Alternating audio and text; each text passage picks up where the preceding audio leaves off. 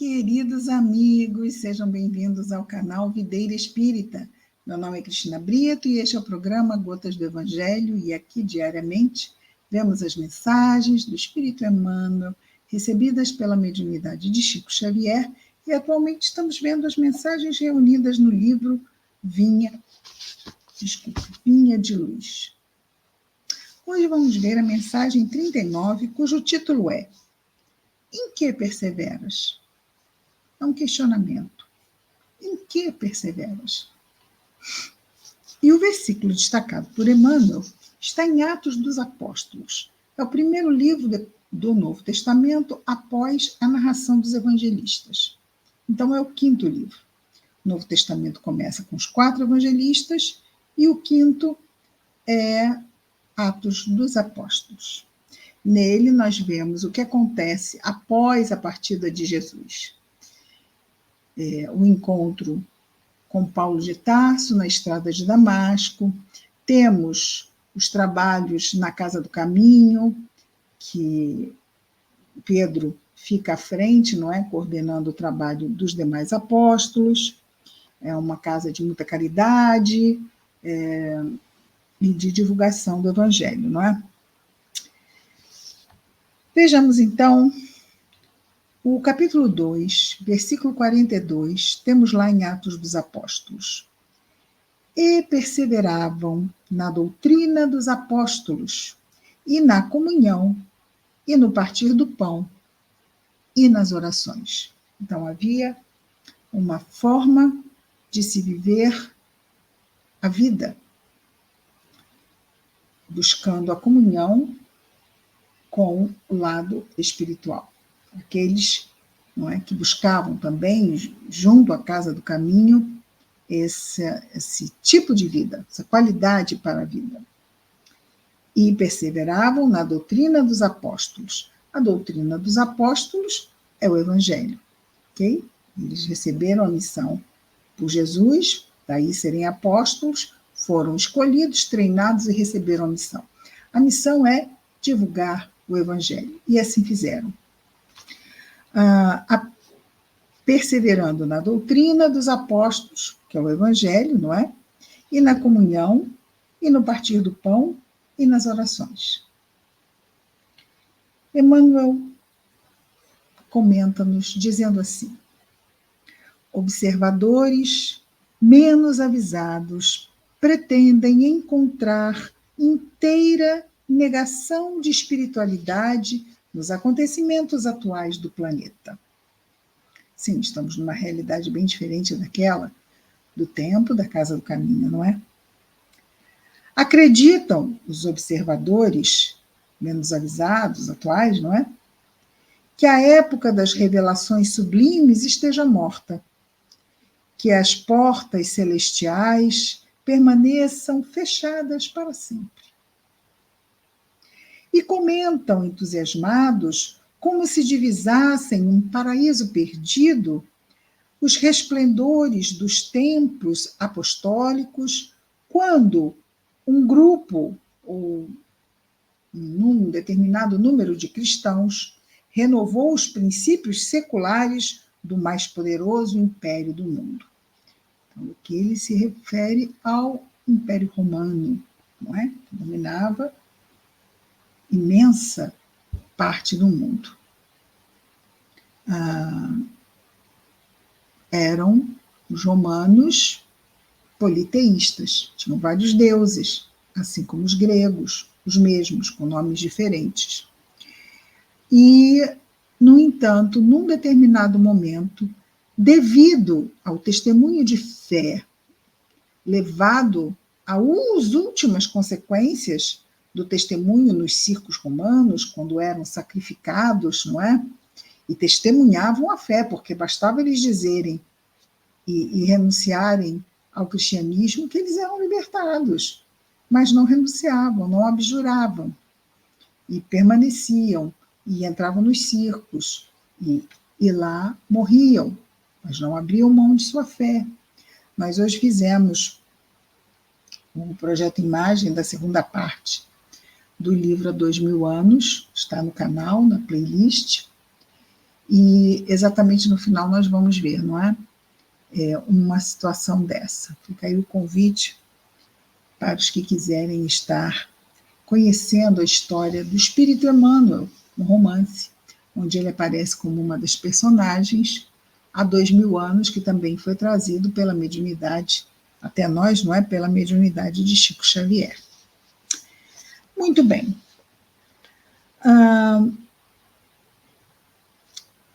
Um grupo de cristãos renovou os princípios seculares. Sim, porque em determinado momento o imperador romano, extremamente impactado com o poder daquela fé, e ele pensou de uma forma bem estratégica que ele queria para o povo dele, não é? Para o seu império, uma religião que desse essa tenacidade na fé.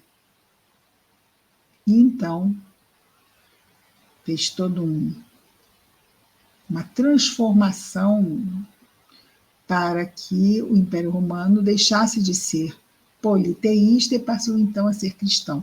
Isto lá no século IV da nossa era, não é? Asseveram muitos, continua Emmanuel, que o céu estancou a fonte das dádivas, ou seja, não flui mais dádivas do céu, esquecendo-se de que a generalidade dos crentes entorpeceu a capacidade de receber. Então, não é o céu que está deixando de dar. Muitas vezes somos nós que não estamos mais recebendo da mesma maneira. O céu continua dando da mesma forma, abundantemente. E continua o nosso Emmanuel. Onde a coragem que revestia corações humildes à frente dos leões do circo? Onde a fé que punha afirmações imortais na boca ferida dos mártires anônimos? Onde os sinais públicos das vozes celestiais? Sim, haviam fenômenos lindíssimos da espiritualidade, espíritos se materializavam nas catacumbas romanas. Existiam inúmeros fenômenos, mesmo depois da partida de Jesus. Onde os leprosos limpos e os cegos curados? As oportunidades do Senhor continuam fluindo, incessantes sobre a terra. A misericórdia do Pai não mudou. A providência divina é invariável em todos os tempos, ela não muda. Pode mudar o coração humano, mas Deus é imutável, é perfeito. Como é que algo que é perfeito pode mudar? Vai ficar mais perfeito. Não tem mais perfeito, o perfeito é perfeito. É o máximo de uma condição. Perfeito. Se não fosse, se pudesse melhorar, não era mais perfeito, não é? A misericórdia do Pai não mudou, a providência divina é invariável em todos os tempos. A atitude dos cristãos na atualidade, porém, é muito diferente. Raríssimos perseveram na doutrina dos apóstolos, o Evangelho, não é? Na comunhão com o Evangelho, no espírito de fraternidade, nos serviços da fé viva. A maioria prefere os chamados pontos de vista. Então, em vez de seguirmos, Jesus disse: vós sereis meus amigos, se fizerdes o que vos mando. Ou seja, manda quem pode, obedece quem tem juízo. E às vezes nós discutimos até com Jesus. Não concordo, não pode ser e tal. Mas ele é mestre ou nós é que somos os colegas, ele mestre e nós também? Não é? Se reconhecemos em Jesus o nosso mestre, nós o seguimos, não ombreamos com ele, não vamos à frente, nós vamos atrás. Quando ele diz: se quiser me seguir, negue a si mesmo,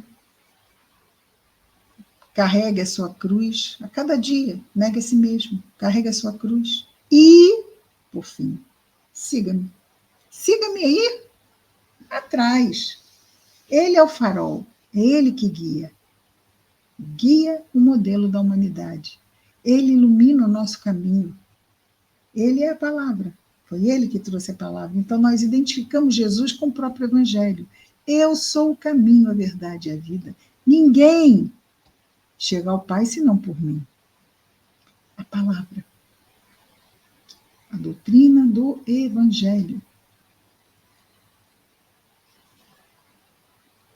Então, hoje em dia, a maioria prefere os chamados pontos de vista.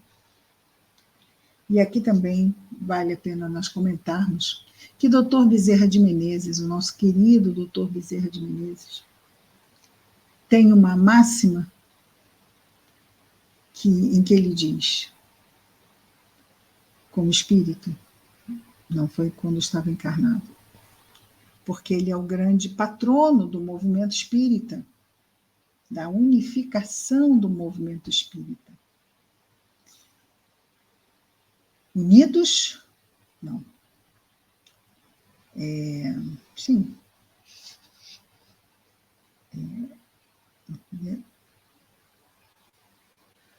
Unidos somos fortes. Afastados uns dos outros, somos apenas pontos de vista. É isso. É preciso haver uma unidade. É isto que nos traz força. E o que nos proporciona, como movimento espírita, a unidade? Buscarmos aprender com Jesus, à luz da doutrina espírita, que está pronta. Ela está pronta. A doutrina espírita não é um corpo inacabado. Está pronta.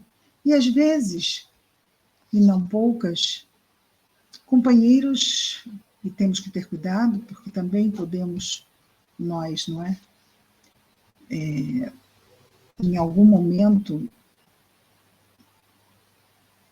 inadvertidamente pensarmos isso, de que, eu não concordo, quando nem estudamos tudo. E não é ler, nem estudar uma ou duas ou três, é estudar muito, até que as coisas comecem a sentar dentro de nós. Às vezes lemos uma vez ou estudamos um pouco e já achamos que podemos tirar conclusões. Não podemos tirar conclusões. Não de forma assim tão despreparada. Humildade intelectual. É nós abaixarmos um pouco a cabeça e reconhecermos que somos aprendizes e não mestres. Aprendizes. Até chegarmos ao ponto de podermos questionar podemos todos questionar podemos todos, podemos inclusive não concordar com nada, nem com os espíritos, nem com a doutrina, nem com Jesus. Não temos. Mas olha, se não concordamos com a doutrina espírita, não somos espíritas. Então, de repente, somos outra coisa, precisamos continuar buscando, vamos encontrar a nossa praia. Às vezes, simplesmente não é a nossa praia. Né? Não é aquele local onde vamos achar as nossas respostas. Não tem que ser. Não tem que ser. Mas no fundo, Jesus sempre me incomodou. Então vamos buscar outra religião. Que sejamos ateus, mas que sejamos bons cidadãos. Sejamos pessoas de bem. Por quê? Porque estaremos muito bem, obrigada. Não é o título que salva a criatura, mas sim o que ela faz da sua vida. Tem muitas pessoas que carregam títulos religiosos, mas não fazem os preceitos morais do que dizem seguir. E, no entanto, existem pessoas que dizem não seguir nada e têm uma conduta moral excelente. Qual estará em melhor condição? Não é? A maioria prefere os chamados pontos de vista, entre aspas, pontos de vista. Comunga com personalismo destruidor. Eu, é o que eu penso, não, isso aí está errado, é meu, é o que eu penso. É o espiritismo à moda do fulano, ou à moda da cicrana. Né? Fortalece os pontos de vista, né? Esse personalismo fortalece a raiz do egoísmo e raciocina sem iluminação espiritual, mais afasta que aproxima. A bondade do Senhor, diz Emmanuel, é constante e imperecível. Reparemos, pois, em que direção somos perseverantes? Para onde estamos seguindo? Com vontade mesmo.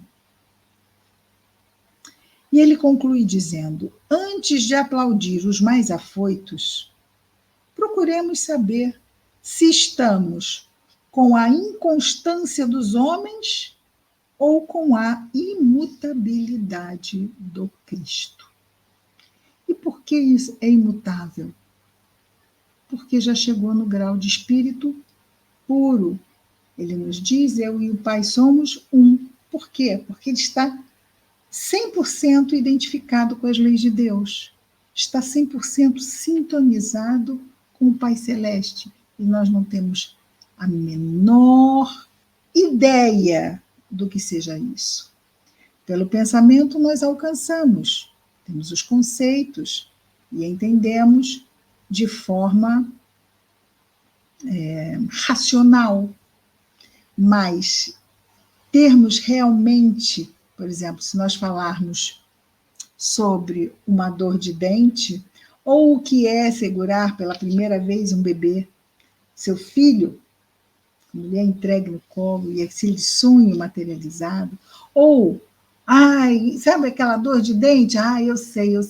Então não é só o que eu sei aqui, eu vivi isso, eu consigo aquilatar exatamente o que é isso. E nós não temos como aquilatar o que é esta afinidade plena com nosso Pai Celeste. Daí, de novo, não é?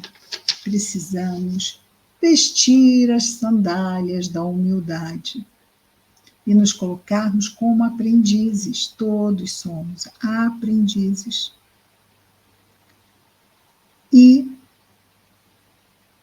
podemos até dizer assim: eu não estou entendendo isso. Quando os 72 discípulos abandonaram Jesus, porque ele disse que era preciso que bebessem do seu sangue, comessem a sua carne. E aí eles, como se diz hoje em dia, bugaram, né? Se fundiu, eles não entenderam nada e resolveram ir embora. Foram embora. E aí Jesus vira para os apóstolos e diz: e vós também vão embora? E Pedro virou para Jesus e disse: para onde iremos, Senhor? Tu tens as palavras de vida eterna. Pedro estava entendendo o que Jesus falou? Mas uma coisa ele sabia: Jesus é o Cristo, o enviado de Deus, o Messias. É ele. Eu não entendo, mas o que ele diz tem um sentido que eu ainda não alcanço. Mas isso é secundário, porque eu vou continuar seguindo o Mestre. Eu não entender vai me fazer deixar de segui-lo? Eu não entendo porque eu ainda não tenho capacidade. O problema é meu, não é dele. E eu vou deixá-lo? Veja, ele vai seguir. Uma hora lá, quando quisermos, ele vai continuar disponível para nós. Mas nós vamos fazer isso conosco? Vamos nos afastar do Mestre, do nosso Salvador, porque nós não estamos entendendo? Senhor, me Me fortalece, Senhor. Abençoa os meus passos. Me inspira a solução. Me inspira o caminho, Senhor. Me ajuda a eu decidir o melhor nessa situação. Tem coisas, Senhor, que eu não entendo. Mas isso não importa. Porque eu sei que o Senhor é o nosso pastor. E seguindo-te, Mestre, nada nos faltará.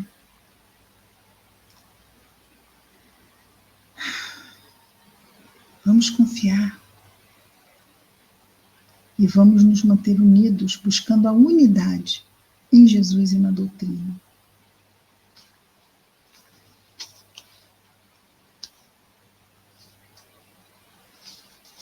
Vamos rever aqui a última. Antes de aplaudir os mais afoitos, esses que sabem mais que o Mestre, procuremos saber se estamos com a inconstância dos homens ou com a imutabilidade do Cristo. Em que perseveras? Vamos orar?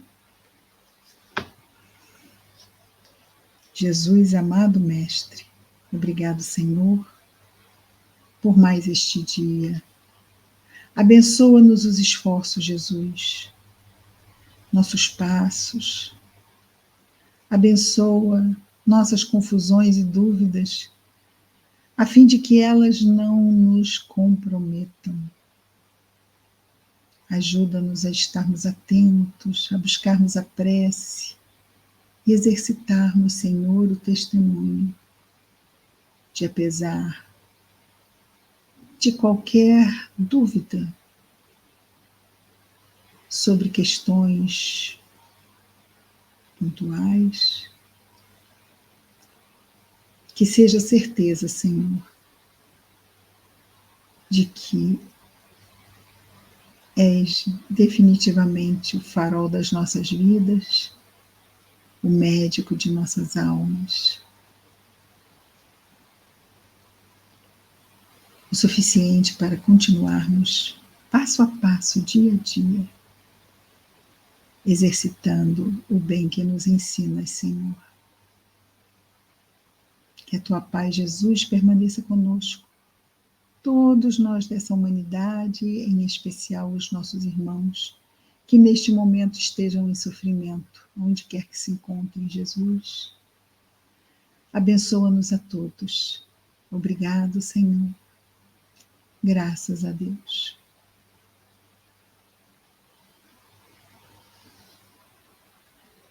É isso, queridos amigos. Amanhã estaremos de volta com mais um Gotas do Evangelho. Até lá, muita paz a todos.